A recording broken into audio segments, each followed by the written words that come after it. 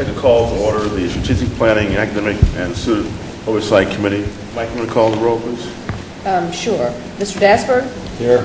Ms. Duncan? Here. Mr. Edwards? Here. Dr. Marshall is not here. Ms. McDevitt? Here. Ms. Parker? Not is on the phone, maybe. Mr. Perez? Here. Mrs. Roberts? Here. Commissioner Smith? Here. Dr. Solano? Here. Mr. Stavros? Here. Mr. Temple is not here. Mr. Tripp? Here. Dr. Zachariah? Here. We have a quorum.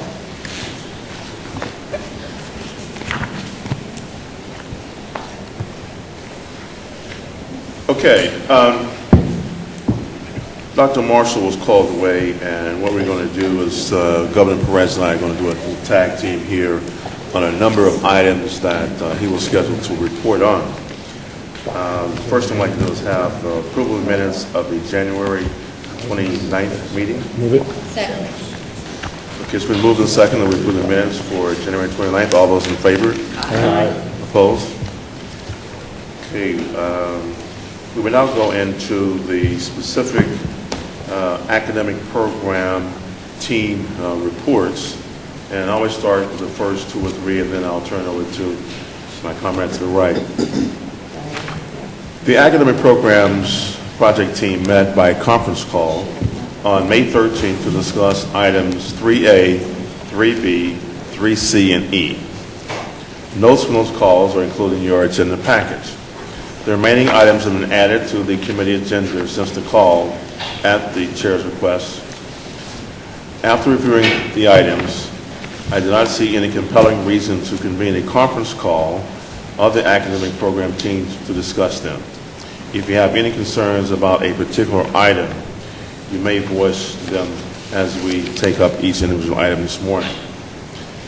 During the conference call, the team agreed that over the next several months, some of the system-level academic program actions may follow parallel tracks through both the university boards and the Board of Governors, or be taken up outside the cycle established by the Board of Governors work plan. This will help universities to respond more quickly to budget reductions as they reorganize and terminate programs. Universities will have to make a convincing argument in order to take advantage of this fast-track process. Such approval requests must still be approved by the university board by the time it reaches the full committee, or it will not be considered. The first action item today is to revise the classification of the doctoral programs and academic program inventory. Item A, revised classification of doctoral programs and academic program inventory.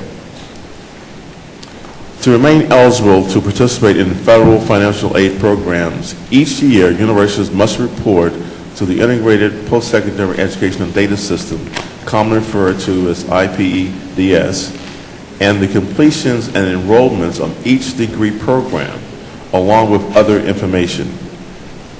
Data is reported under a nationally recognized, established classification and instructional program code, commonly known as the CIP code. This allows for national studies and comparisons in support of research and public policy.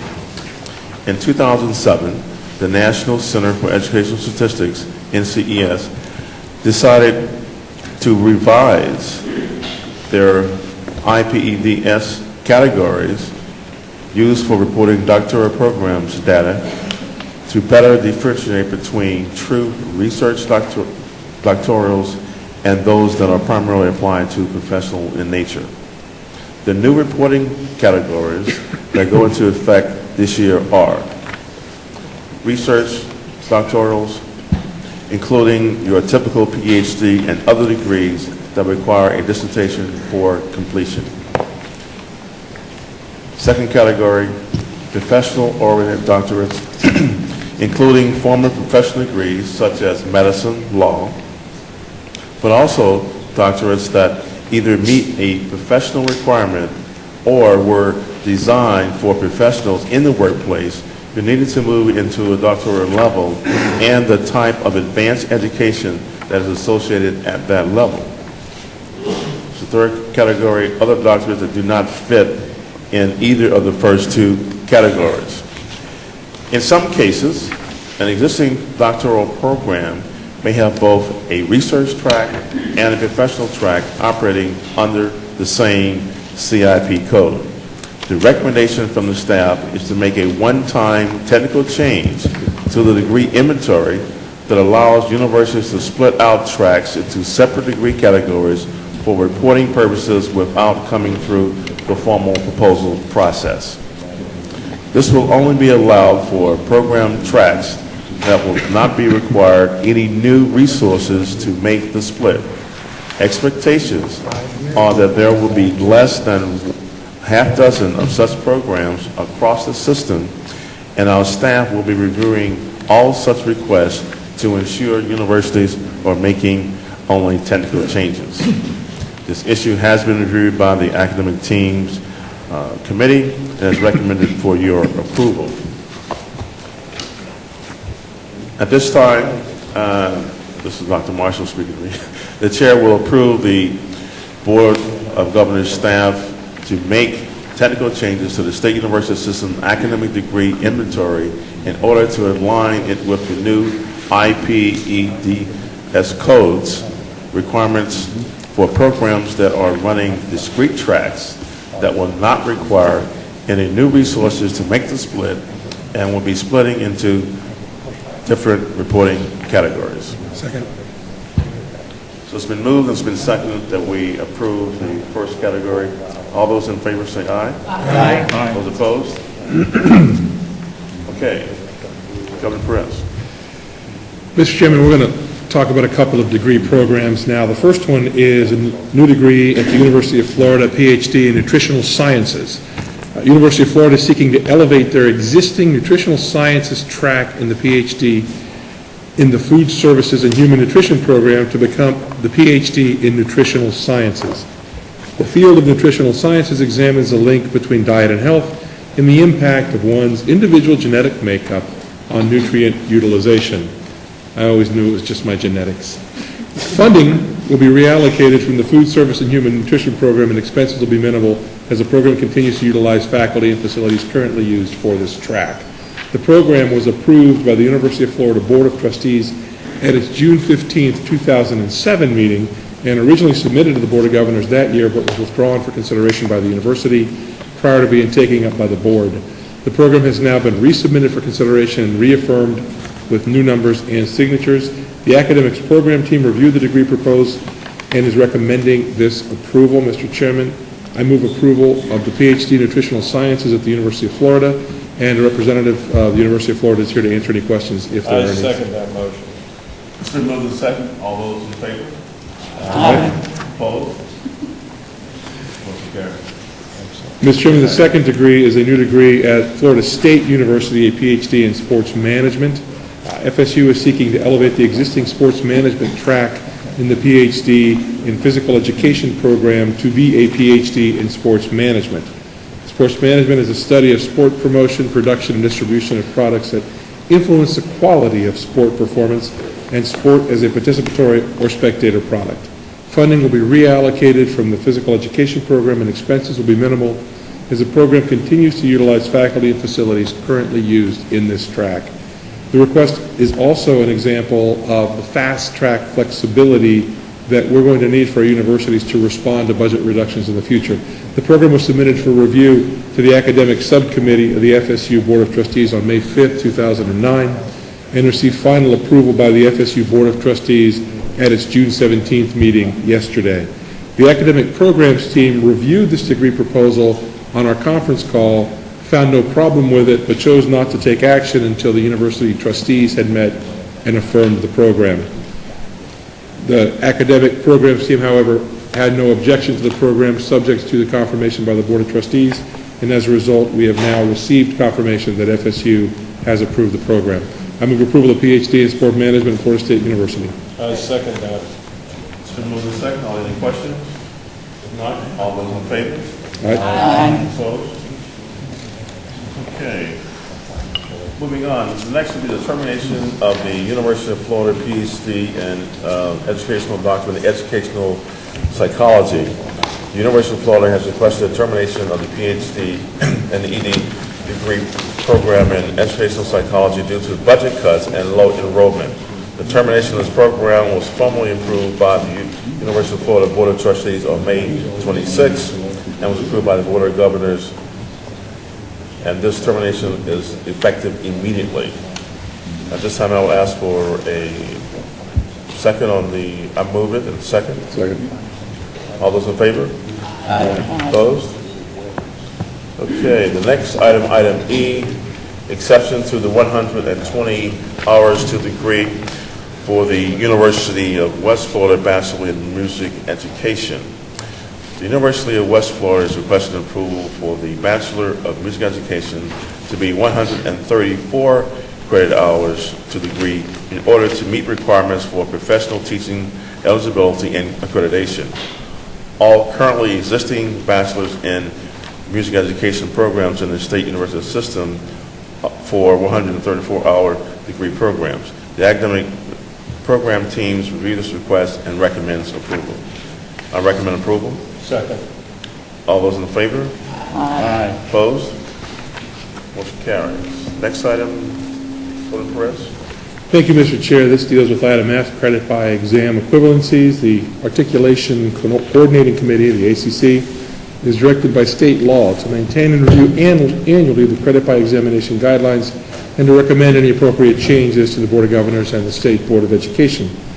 Board of Governors Regulation 6.006, acceleration mechanism, specifies that the baccalaureate degree program shall be structured so that students are able to meet 25% of the requirements through articulated accreditation mechanisms, including meeting the credit by examination equivalencies as specified in the ACC guidelines.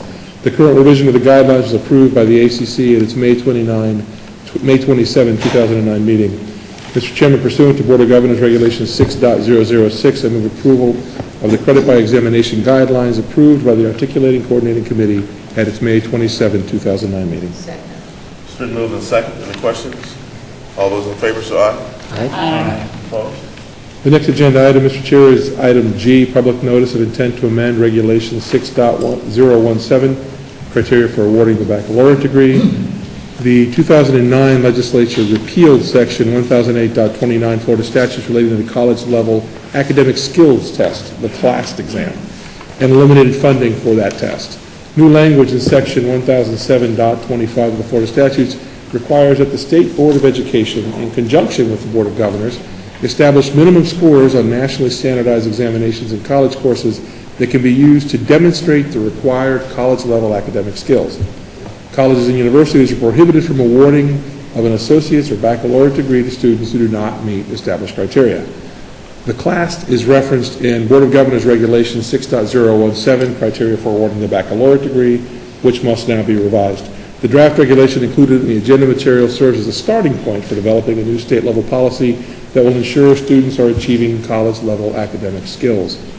Board and university staff will work throughout the summer to fine-tune this regulation and ensure that it aligns with policies adopted by the State Board of Education and the legislature. Mr. Chairman, pursuant to the regulation procedure adopted by the Board at its March 23, 2006 meeting, I move approval for the public notice of intent to amend Board of Governors Regulation 6.017, criteria for awarding the baccalaureate degree. Second. It's been moved and second. One Any quick questions? question, if I might.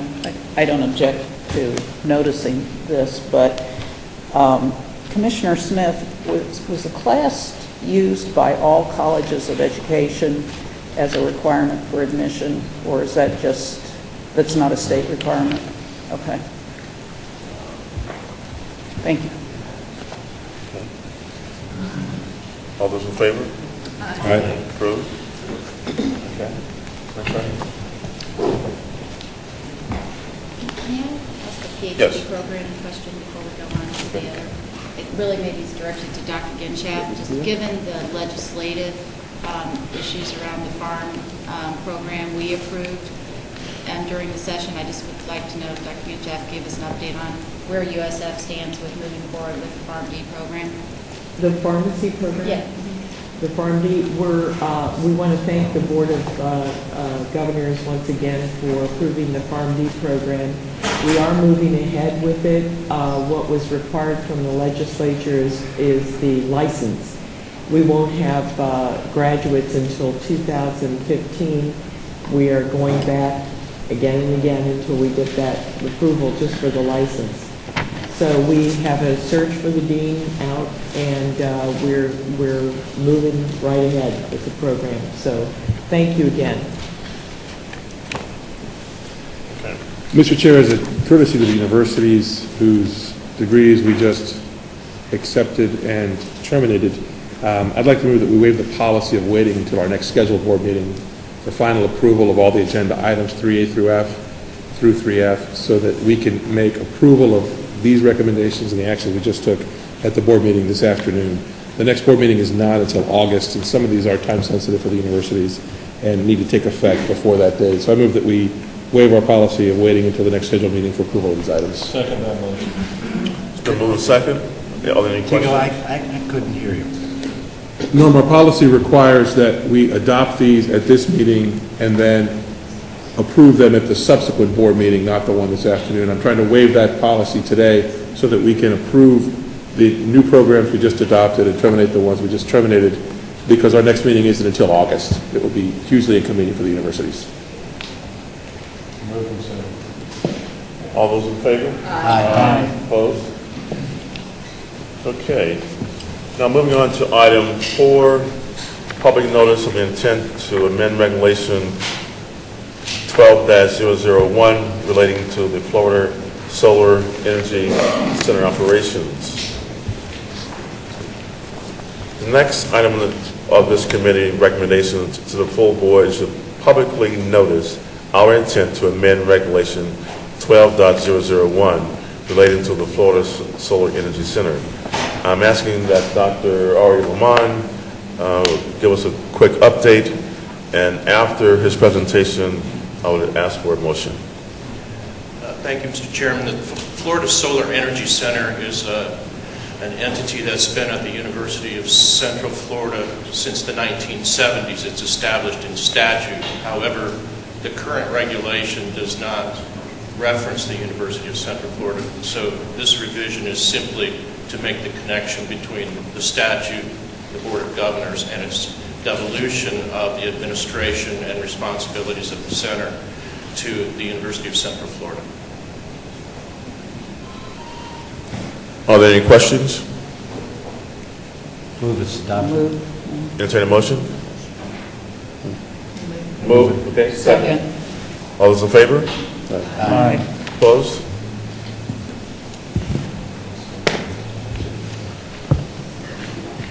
Okay, we will now move to item number 5 on the agenda, and I'm going to move up to the podium for this and get started.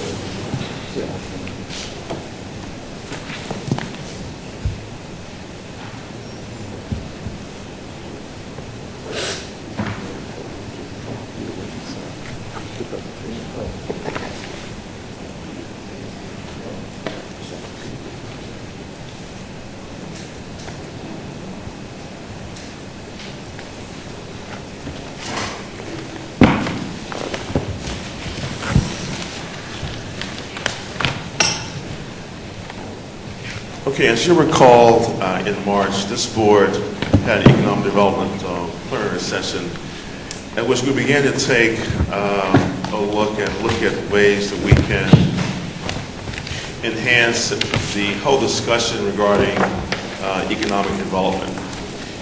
And what we would like to do for a number of our board meetings going forward is to use the opportunity to share with you, the board, and the community at large what's really going on in regards to economic development. So it is our intent today to continue that discussion and bring relevant issues and examples to the agenda to this committee. Today I would like to begin by making a brief presentation in regard to how the state university system might begin to effectively contextualize its future of the legislative budget request and our message, especially in this critical time for the university system.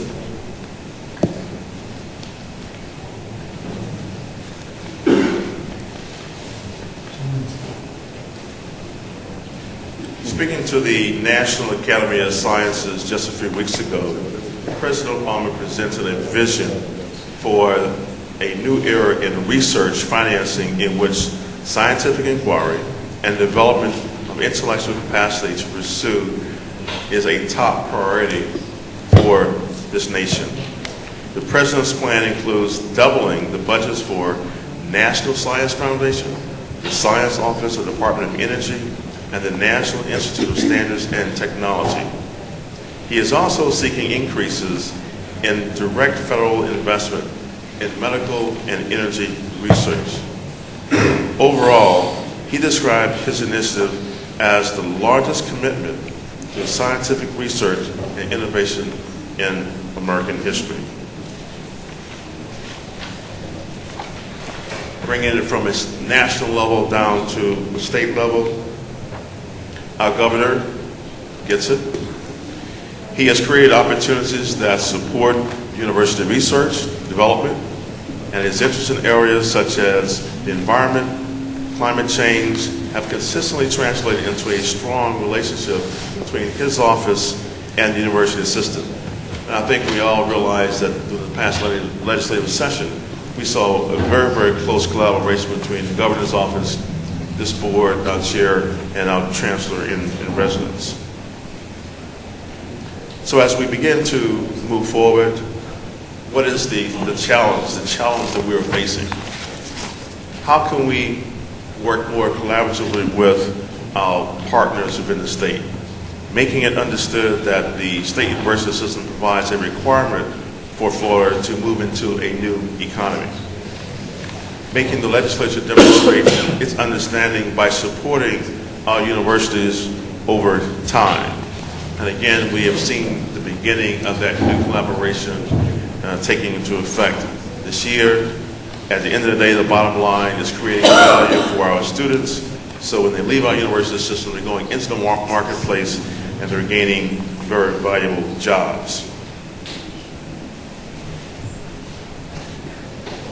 In terms of the LBR, our focus will be to the extent in which the university system enhances connections, specifically as it pertains to the connections between the academy, the university system, and our new economy. I would like to provide several examples in the next 4 slides. We can express these connections as we call the 3 C's of the 21st century commodity provided by the state university system. The first C are centers, campus-based, people-to-people connections, making possible by the presence of a state university system.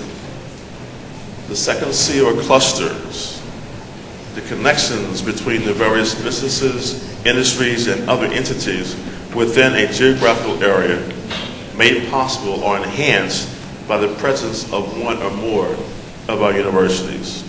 And thirdly, the corridors, areas to area, the connections between different geographical areas made possible or enhanced by the presence of more than one or several of our universities. We can demonstrate the person-to-person, the center connectivity, with 3 of very successful examples from the 21st century legislation. Researcher to researcher, as in our Center of Excellence program. Scholar to student, as with our World-Class Scholars program. Researcher to entrepreneur, as relates to our Commercialization Grants Assistance program.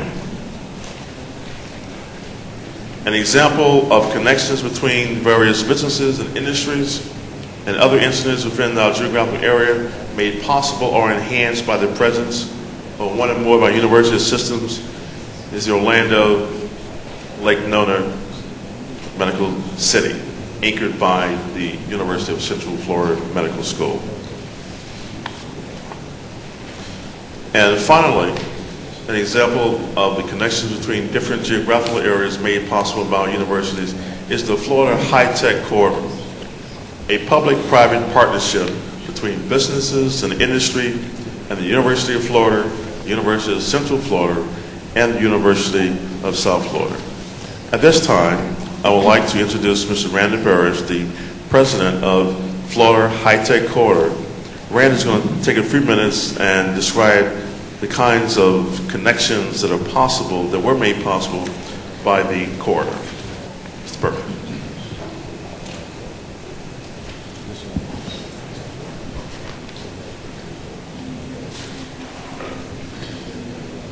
Governor Martin, thank you, and thanks to the board for the opportunity to share our story. Now nearly a 13-year-old experiment that connects our three great research universities and their students and faculty with the very industries Florida has identified as economic development priorities. We believe it's an impressive and ever-evolving story, and my hope is that the model we've created will continue to be supportive of what you, Governor Martin, have just highlighted, that by fostering and connecting centers and clusters and corridors, Florida's economic future can grow brighter and stronger. Let me share a brief history with you. Our mission is quite simple. As a partnership of volunteers, we work to attract, retain, and grow high-tech industry and the jobs that support it in our 23-county corridor region. It was 1996, so please go back with me to then, and when President Hitt and then USF President Betty Castor recognized the potential loss of an AT&T semiconductor facility in Orlando would be imminent if the company decided, rather than expand here, it should invest more in a sister plant in Madrid. So by creating a partnership, Presidents Hitt and Castor and their team convinced AT&T that the research support from their two universities would far exceed the value of the billions upon millions that were on the table in Madrid to attract this expansion there.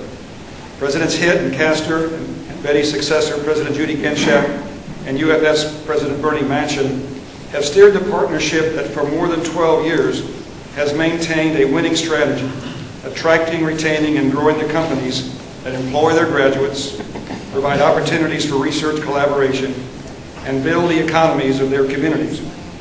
And our corridor must be hitting a high note because some of you may recall that the state of Michigan, three largest research universities about a week ago announced they were forming a research corridor in that great state. We use a four-pronged approach. We partner with economic development organizations. We have coordinated marketing programs. We have workforce development programs. And we have matching grant research programs. Partnerships with local economic development organizations through our 23-corridor region served by the three universities allow us unprecedented joint marketing potential. We are connected through these economic development organizations to business and industry. Now, we're not a membership organization, but rather a partner with our local EDOs and work with them to diversify our corridor's economy. Also, our partnerships include those with 12 regional workforce boards and 14 community colleges in our corridor, and we create a connection that goes all the way down to local school systems as they prepare the next generation of workers for the jobs of the future. Finally, our signature program, the Florida High-Tech Corridor Council's Matching Grants Research Program, MGRP, is a game-changing strategy that has partnered our region's businesses with UCF, USF, and UF, engaging our faculty and graduate student researchers in real-world applied research, making our graduates top candidates for jobs with these companies, and helping our industries find important technology solutions. Let me give you a snapshot, if I might, and at a recent gathering of leaders, Central Florida Partnership and the Tampa Bay Partnership hosted here in the central part of our great state, I want to pay tribute to John Kaliski, who is a partner in Cambridge Systematics, because these are his stats. In the last 40 years, we've grown in this region from 2.5 million to 7 million residents. We are the 7th largest region in the U.S. population. We are, in fact, the 15th largest economy in the world. We have more than 21,000 high-tech companies in this region and more than 263,000 high-tech workers. In fact, we have 70%, thank you, John Kaliski, for these great stats. We have 70% of Florida's high-tech jobs in this region. Sir, we switch to, yes, ma'am. Could you define the region? We are the service area of USF and UCF, the original 21 counties of the corridor, and when we were proud to add the University of Florida in In 2005, President Manchin agreed we would add Alachua and Putnam counties. So it's the 23 counties from Sarasota to Levi-Citrus, from Flagler to Melbourne, connect the dots of that kind of parallelogram that bulges in the center. Let me switch to workforce development, Greg, and share with you, please, to your reading pleasure, go on www.flvec.com,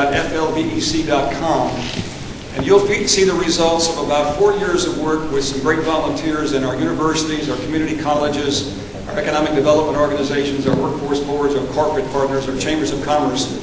You'll find the state outline, and you'll find 23 counties of our corridor. You can click on any county, and if you're an entrepreneur that wants to start or grow a business, like anyone else, you need some training. Well, this provides it to you, because on this site you have every city, county, state, and federal listing, as well as commercial postings of companies that can help you. So if you're looking for help in growing or starting a business, you can go to this site as an entrepreneur and get information. It doesn't cost you anything. It doesn't cost anything to post your information as a service provider to the site.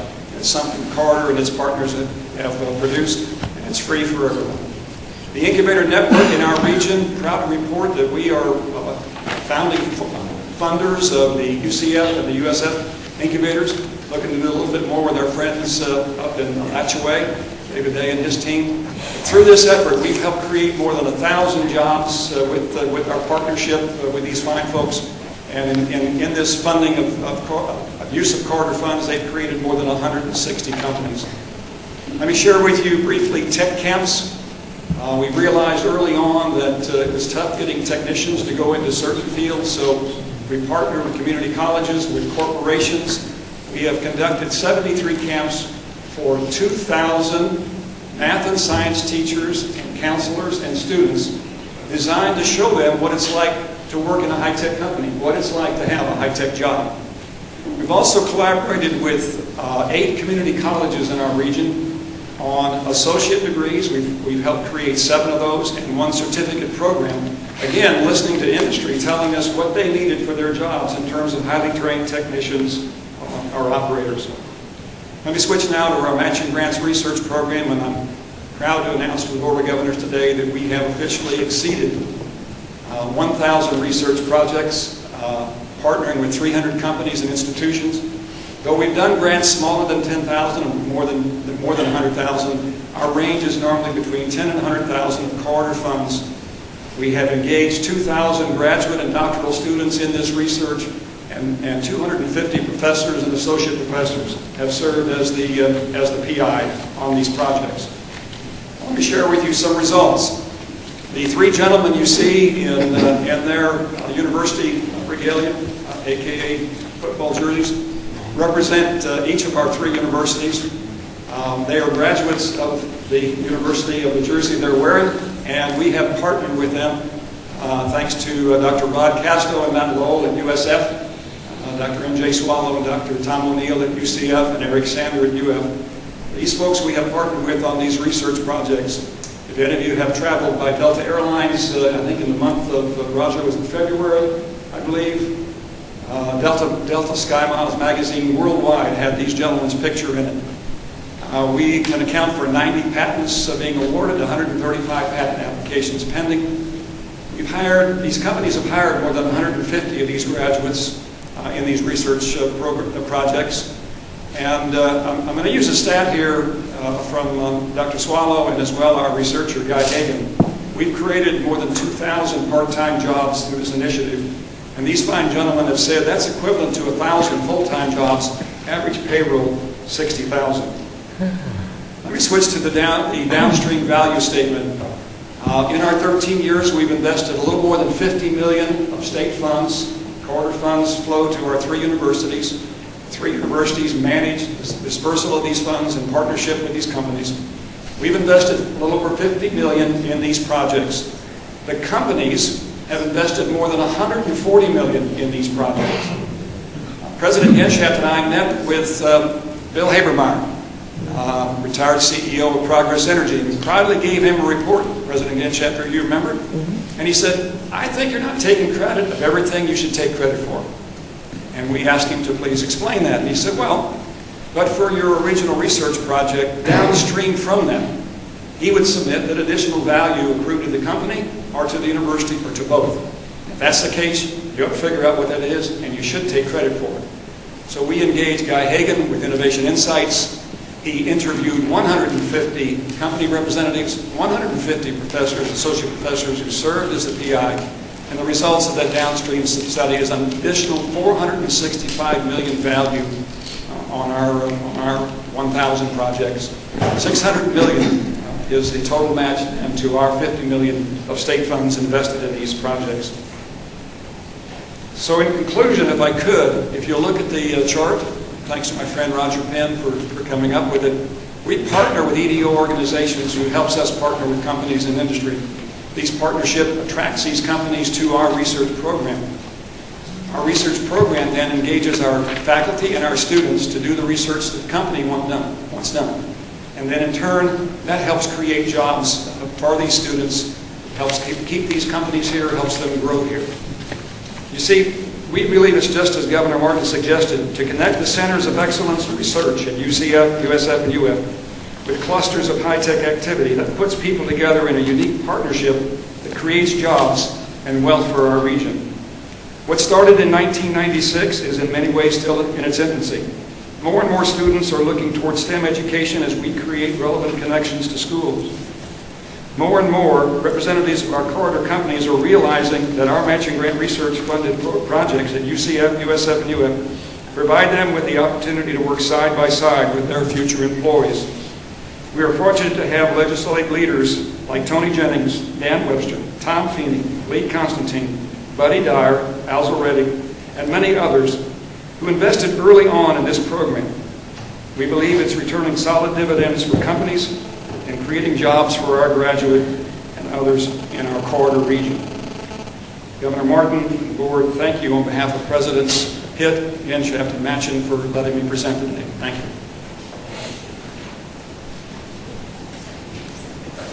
Thank you very much for that great presentation. At this point, any of the three presidents, Dr. Hitt, Genshaft, or Machen, would like to share a few words with us? You'll follow the script, right?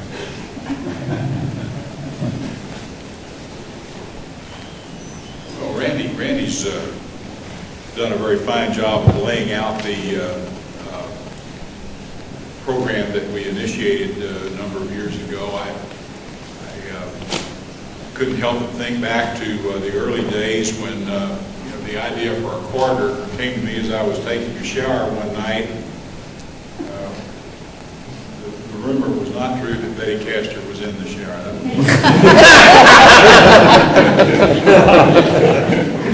She was a really good partner, and Judy has followed in the same mode, and we have appreciated the wonderful partnerships that we've had with South Florida and Bernie. We were delighted to welcome the University of Florida some years later.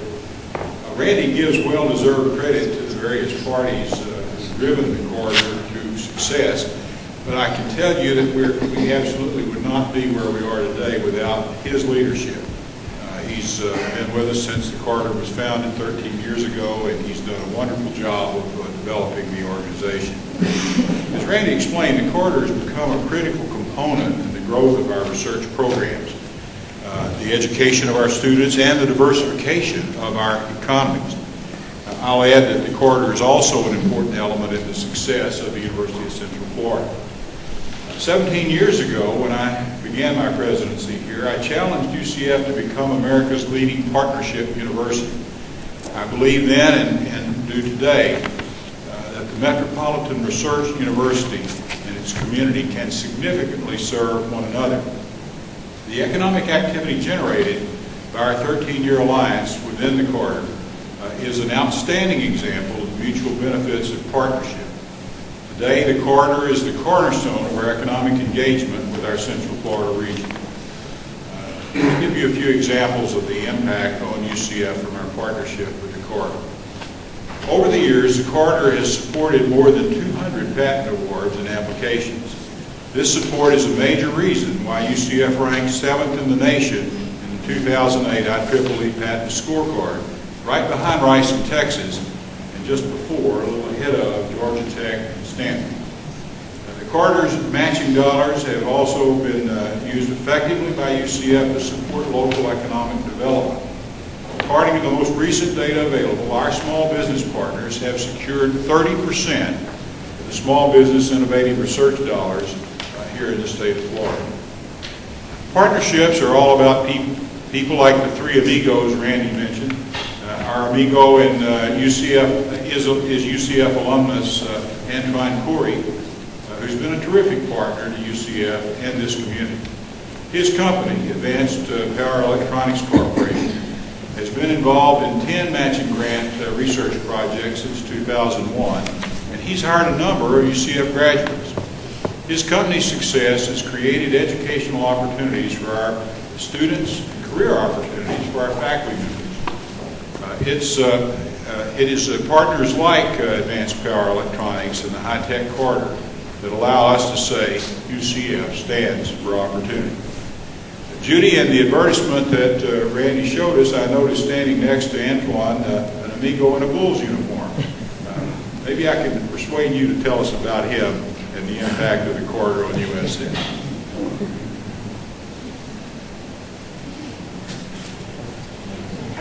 Well, thank you. This is a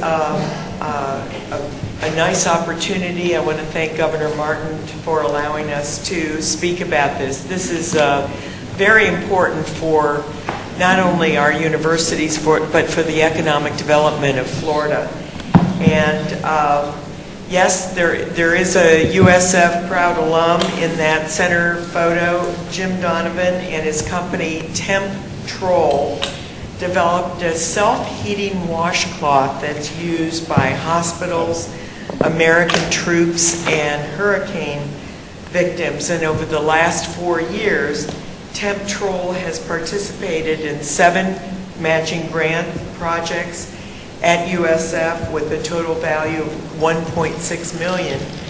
And these projects have not only provided research opportunities for our faculty, but also jobs for our grads. And we're glad to learn that our latest graduate student, Raquel Carvello, was hired by Temp Troll after working on this product with him. The other item that I wanted to mention, though, is something that happened just yesterday. Just yesterday, USF signed a memorandum of understanding and another partnership with Moat Marine in Sarasota. And this is a very special partnership, and it is one that has brought a cluster, as Randy had discussed about clusters, a cluster of industries together so that we have Moat Marine, USF, SRI, the Stanford Research Institute, Draper Labs, our marine sciences, the High-Tech Corridor, Moffitt from USF, and Moffitt and USF, and the High-Tech Corridor together. This also brings together the Florida Institute of Oceanography together. These are a cluster of industries dealing with the aquaculture and the Gulf of Mexico, and it's really dealing with a lot of research and will be job creation in industry. Many of you may not know that we do a lot of research with Moat. It turns out that, for example, sharks do not contract cancer, and we do a lot of shark research on why is this the case. And it makes a difference in the kind of medical research that we're doing now. So without the Florida High-Tech Corridor, some of the projects that we have and the kind of economy that we're trying to drive through our public-private partnerships just couldn't have happened. So I am very grateful to John Hitt and Betty Castor for setting this up, and to Randy Barrage for the leadership that he's provided. And now I can turn this program over to our third amigo and newest amigo, Bernie Manchin from UF.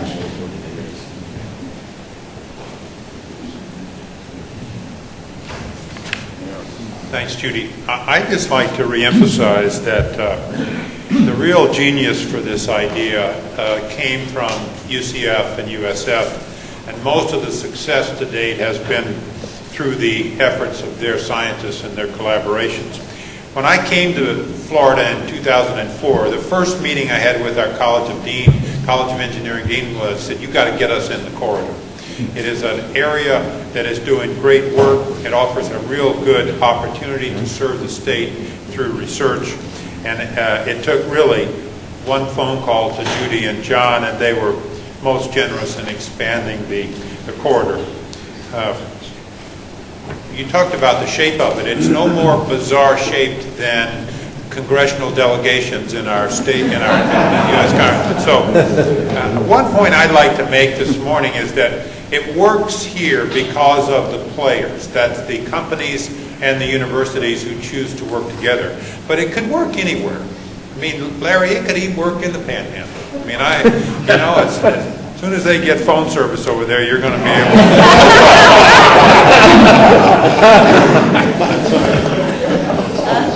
And I would just like to point out that the traditional model of research to economic development is a very long one, and that starts with the faculty research in the laboratory, leading to discoveries, publications, maybe then to patents and licenses.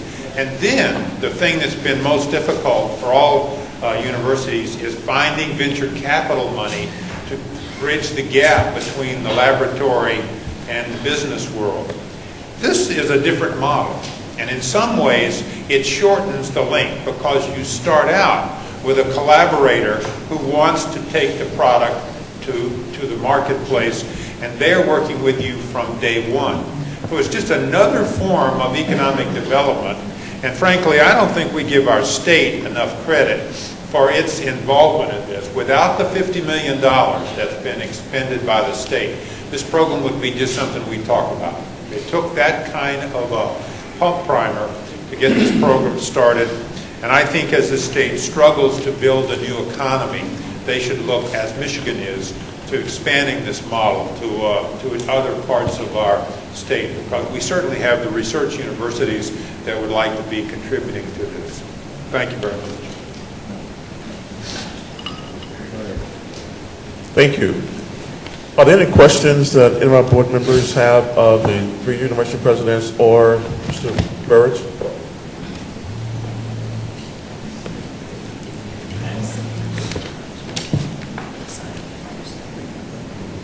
Did you, Mr. Barrett, can you tell us how many, I know that you talked about 2,000 part-time jobs and that sort of thing, but how, as an overall, at this time, how many new jobs can you say this throws off on an annual basis? On an annual basis, Madam Chairman, in a range of more than 500 from these initiatives from our three great universities. And I would add the part-time researcher jobs, the jobs at the companies. Companies have told us that we've helped them save jobs as well as help them add jobs because of the research. And these are fairly high-paying jobs as well? Average pay will run about $60,000. Very good. Can I add one comment, Frank? Sure. We've talked about the matching grant program, and I think it's easy to just pass by that. If you talk to vice presidents for research and university presidents, engineering deans, business deans across the country, I think one of the biggest problems that you will run into, that they will cite in spurring economic development is how do you get faculty members working with people in industry? How do you find a way to get the business community to welcome the researcher? How do you interest the researcher in working with the business community? A really good friend of mine years ago, an engineering dean at another institution, said that the first thing he learned in engineering is it was a lot more effective to pull on a string than to push on one. In effect, the matching grant program is the way you pull on the string. If there is university money there, to advance a research cause that's important to a company, they have an interest. And they'll typically put up more than the university does by a factor of two or more. But without that matching grant, I don't think we would have much to talk about here, frankly. So I just throw that out. That's something that we realized early on, and Dan Holzenbeck and I were able to get a little bit of money added to the budget one year, and we got the funding for the matching grants program, and it has paid enormous dividends for our universities and the state. Mr. Chairman? Yes, sir. My thought is that we had a presentation earlier about best practices at the university system. This seems to be a natural fit. After we've heard the presentation, of course, we all know about it. There's two parts to it, I guess. One is we need to help to enhance what they're doing, but shouldn't this be now driven to another part of the state somehow, because they know how it operates, they've got it in place, and shouldn't we now under our best practices be looking to put some other universities together to see if we can create the second and the third quarter? I think Bernie's comment about by the time we're ready, we will have telephones in the Panhandle, but there is a natural quarter, I think, which is FIU, FAU, what is going to be probably a new college, Indian River State College. So I think part of this that we should somehow make some efforts to make sure that we're moving forward with something, or am I wrong? I'm not sure.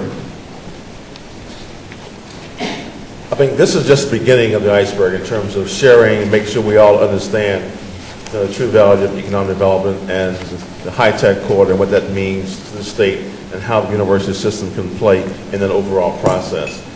You will see in upcoming meetings additional information that we will share, and where the other universities can come together and form coalitions and collaborate. I think that again says that we are a very important part of that overall story.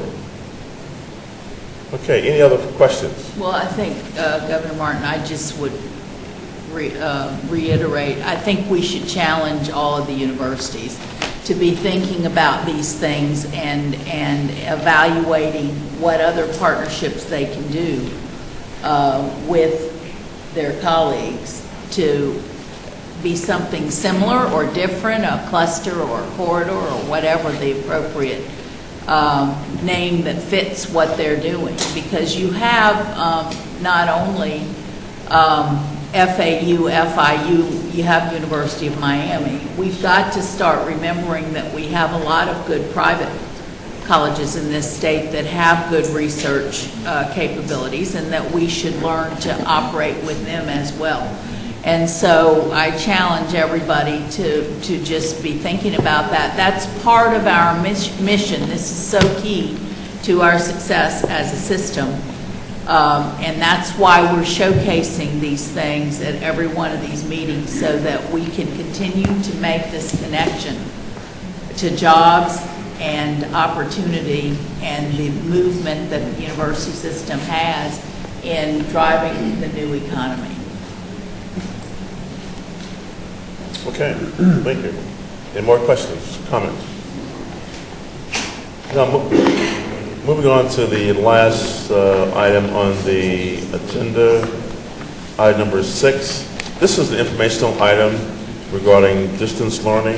This is an update. At our March meeting, we learned that the legislature was considering legislation that focused on distance learning and that would affect our system. We asked staff to update us on the legislation in June, and as well to address the few specific questions we asked them to research for us. Page 7 and 3 behind the committee tab starts a summary of the information we requested. I do want to point out that the legislation did pass, and the Florida Distance Learning Consortium has now been established in statute with funding by the legislature. The consortium now has more weight in it, making it important for each university to make an effort to fully participate in the consortium and its activities.